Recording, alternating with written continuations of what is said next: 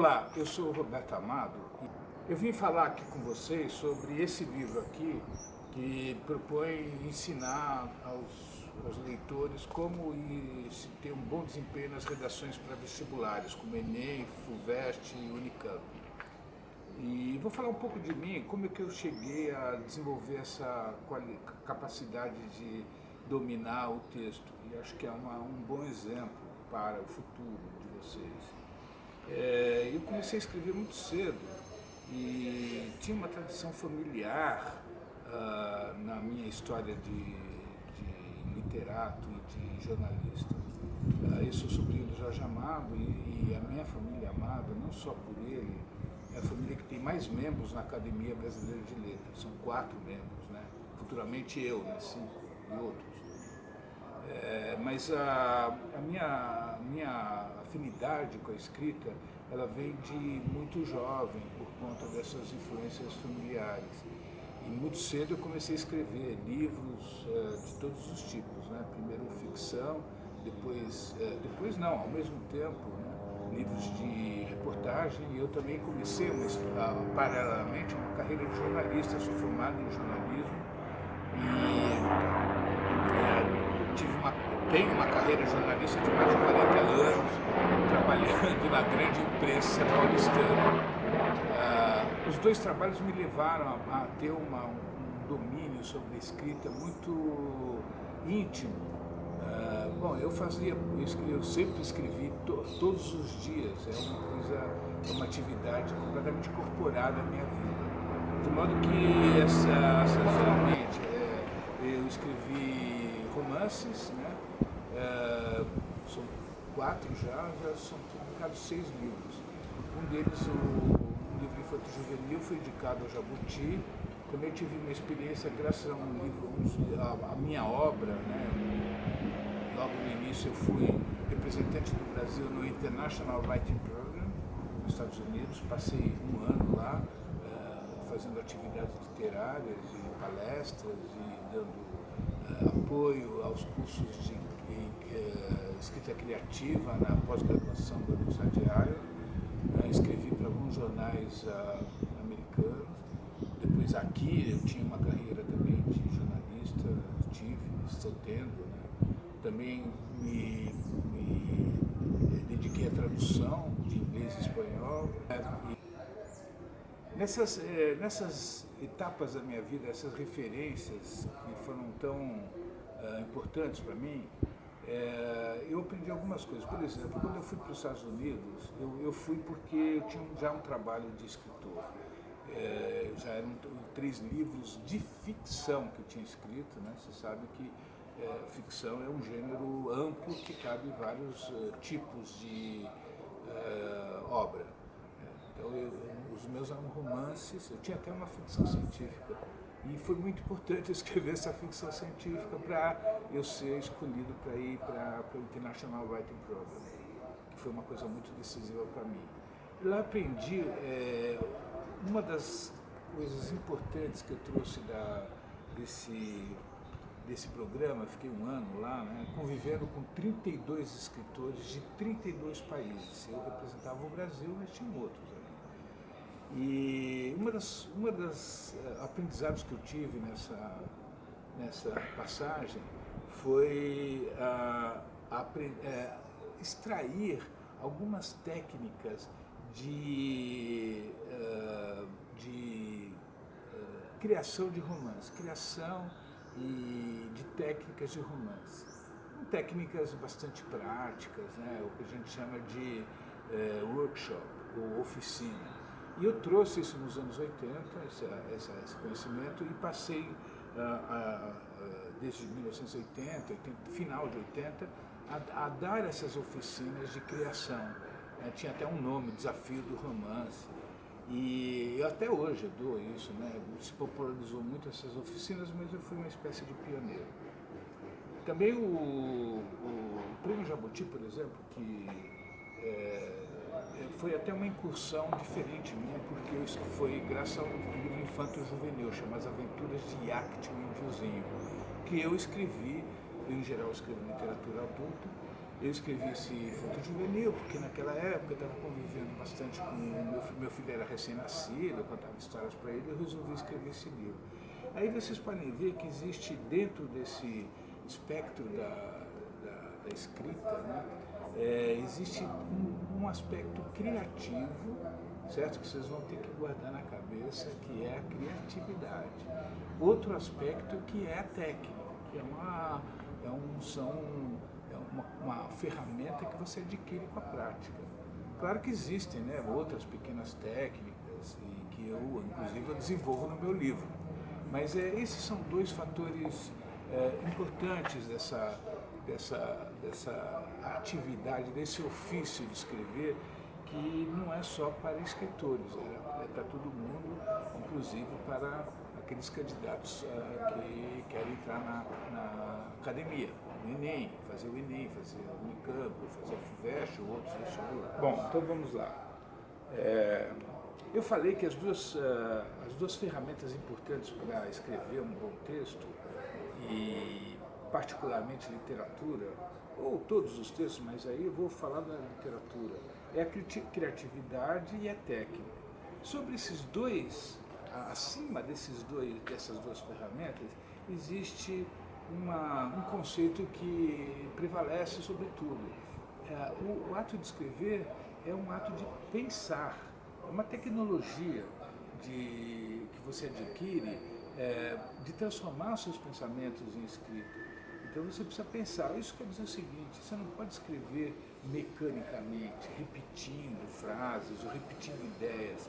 Você tem que fazer esse esforço de ter suas próprias ideias e ter suas próprias frases, e aí transportar para essas duas ferramentas, que é criar e ter técnica, né? A técnica você adquire muito lendo. Ler é essencial, porque são atividades complementares, ler e escrever, quer dizer, ninguém sabe escrever sem saber ler, e vice-versa. Então são atividades complementares. Você tem que ler bastante para adquirir a técnica dos autores e escrever bastante para exercitar essa técnica, adquirir essa ferramenta. E a criatividade é um assunto um pouco etéreo, né? O que é criatividade? E eu basicamente defino a criatividade como expressão da sua própria voz. Você tem que encontrar a sua voz. Assim como um cantor que descobre a voz dele, você tem que descobrir a sua voz ao escrever. E isso se faz com liberdade de expressão. Você precisa ter liberdade, você não precisa se acanhar, você não precisa se restringir, você não precisa se reprimir. Ao contrário, você tem que enfrentar essas barreiras para deixar a sua manifestação, a sua expressão própria acontecer. Então, juntando esses três segmentos, não é fácil, eu sei, mas não é também impossível, não é difícil, é uma questão de dedicação. Então, voltando sobre a leitura, eu já disse que a leitura é uma ferramenta que complementa a atividade de escrever, e ambos têm que ser praticados com bastante intensidade. E há também um detalhe assim, porque da mesma forma que você escreve o que você vai escrever, que você escolhe o que você vai escrever, e é você que escolhe, né? Tem um aspecto da autoria, que você ser autor de um texto significa que você é ele, e você não pode se desvincular dele. Pode até eventualmente fazer algum texto sob encomenda, que tem uma outra voz que não seja a sua, mas basicamente a noção da autoria é muito importante. E isso vai se refletir na sua vida toda de escritor, ou mesmo que você não seja escritor, de todos os textos que você fizer. O texto é seu. E da mesma forma que você escolhe os textos, que você determina o caminho do texto, você também determina a sua leitura. Quem só lê livros de ensaios, de história ou de documentos, vai escrever só ensaios, história e documentos. Se você quiser partir para um gênero mais criativo, como é ficção, romance, né, as formas de literatura, poesia, o conto, você tem que ler esse tipo, você tem que gostar disso e tem que ler esse tipo de literatura. Então, está muito dentro das suas escolhas isso. E estar dentro de suas escolhas é ter uma liberdade que nós temos que praticar sempre, né? Hoje em dia, antigamente e no futuro. Então eu comecei a pensar em fazer curso de redação, desenvolvi um curso de redação quando eu percebi que os clientes que eu tinha, como jornalista, como comunicador, eles tinham muita dificuldade de escrever, inclusive comunicação interna dentro da empresa. E eu sistematizei os principais problemas que eles tinham e fui aplicando esses métodos, esses conceitos que eu acabei de falar, que é a criatividade, a liberdade de expressar, a voz própria e a técnica. E aí eu desenvolvi o primeiro curso de redação, que era um curso de redação executiva, que as próprias empresas começaram a contratar para eu ensinar os funcionários mesmo, né, de alto padrão, inclusive advogados, médicos, arquitetos, a escrever, a se comunicar, inclusive dentro da empresa, por e-mail ou fora com clientes.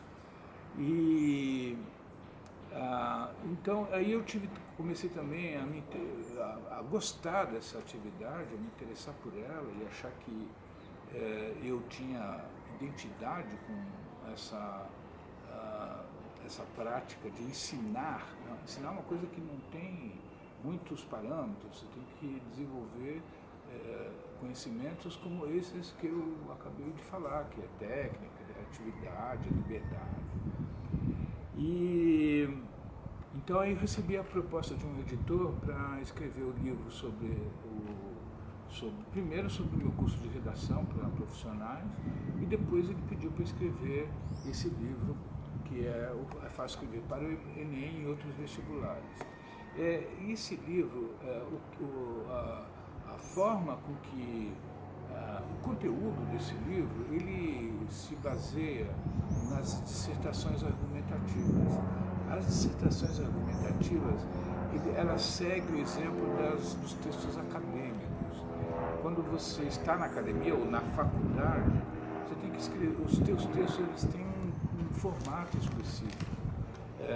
Claro que é muito mais complexo que uma redação do Enem, ou de outros vestibulares, mas essas redações vestibulares, elas se aproximam dessa característica da dissertação argumentativa, ou seja, existe um modo de escrever isso. Esse modo em geral, que é um modo acadêmico, ele exige que você tenha uma tese, um desenvolvimento e uma conclusão. Existem algumas formas, alguns conteúdos que ajudam nessa elaboração dessa forma acadêmica que estão no livro. Elas são principalmente dicas de como você formular uma tese, de como você desenvolver essa tese e como concluir.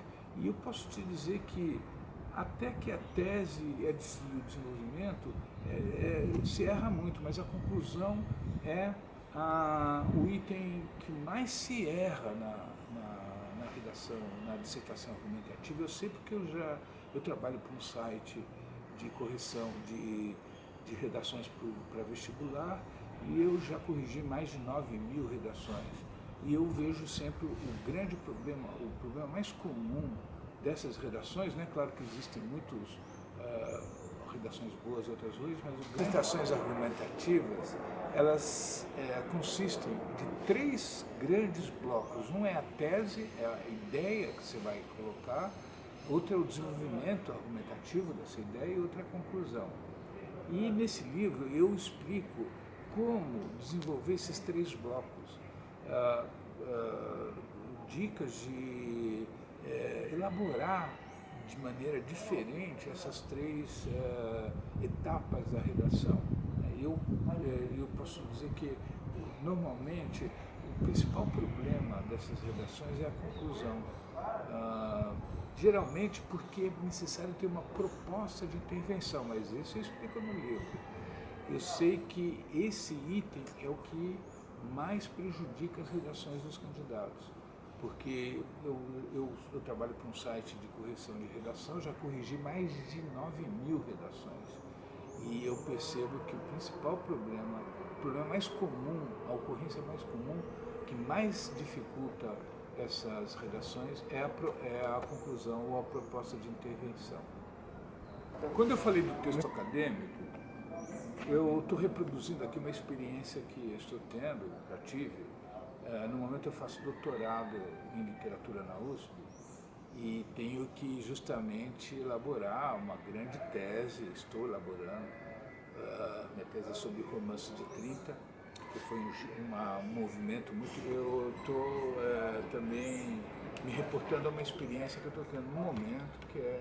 Eu estou escrevendo a minha tese de doutorado, eu faço doutorado em letras na USP, e é sobre um movimento literário muito importante da década de 30, chama Romance de 30. Então eu estou, no momento, operando com esse formato acadêmico que exige que você tenha uma tese, um desenvolvimento e uma conclusão. Esse formato ele vai predominar em toda a sua vida acadêmica. Se você entrar na faculdade, você vai ter que usar esse formato. Então, por isso que se exige isso no vestibular. O que era outra coisa que eu estava falando? A redação do Enem, ela, assim como todas as redações, então o livro vai te apresentar alguns conteúdos que servem para os... Tem esses conteúdos específicos que é desse formato acadêmico, mas tem outros conteúdos que são próprios de todo tipo de redação. Quer dizer, você vai estar se preparando para vestibular, mas também vai estar se preparando para escrever, porque tudo que a gente faz exige uma redação, são pouquíssimas atividades que não exigem. Então, assim, por exemplo, uma das questões que aflige muitos os iniciantes, ou mesmo iniciados, é a objetividade. Tem até uma expressão que determina como é que deve ser o primeiro parágrafo, chama tópico frasal. Essa objetividade, ela significa que você tem que dizer aquilo que você pretende dizer de cara. Nós temos a nossa cultura, que é romântica, né, da colonialista português, de enfeitar demais as nossas colocações. Na redação você tem que ser direto, você tem que falar diretamente a sua tese. Essa tua tese pode ser uma citação de uma celebridade acadêmica, de um escritor, ou pode ser uma ideia, né? Por exemplo, assim, a Amazônia é o pulmão do mundo. Isso não é verdade, viu? Mas assim, é pelo menos uma afirmação. Você tem que buscar no primeiro parágrafo esse tipo de colocação muito afirmativa. Existem outras características dessa redação, outras dicas importantes, que é você ter uma ordem das frases de maneira que elas se conectem. E daí se usa muito um artifício, uma ferramenta da língua portuguesa, que são as figuras de pensamento, são os conectivos ou conectores. E é importantíssimo se adquirir domínio sobre esses recursos, porque eles vão tornar seu texto muito mais fluido e muito mais elegante e muito melhor. Né? Essas figuras de pensamento, vou dar uns exemplos assim, aqui, por exemplo, cujo, cuja, dos quais, nos quais, para quê, são locuções que ligam duas frases. E isso você vai treinar bastante no livro, porque o livro ele consiste também em propor exercícios para que você domine essa ferramenta de maneira a ser um corretor que vê um conectivo bem empregado, ele vai ficar muito feliz, ele já pode ter certeza, eu sou corretor, ele vai valorizar muito a sua redação.